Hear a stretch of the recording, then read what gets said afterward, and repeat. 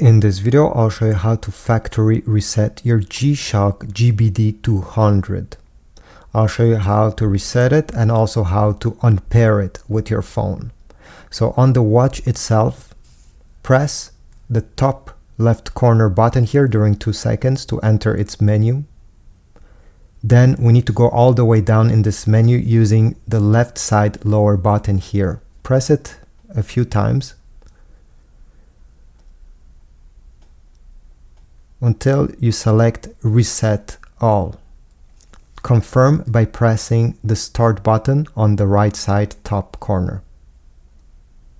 Finally, go ahead and select Execute by pressing once again on the Start button, and the watch will factory reset. Now on the G-Shock Move app, you need to press on More. Go ahead and select Watch. Manage on the top right corner, Edit, tap on the left side over here, this small icon. It will ask you unpair watch. Are you sure you want to unpair this watch? Press OK and the watch will be completely unpair. So this is it. This is how you factory reset your GBD-200 and also how you unpair it. This way you can resell it, or maybe if it was buggy, it's another way to start fresh and hopefully you won't have any issue this time. Thanks for watching.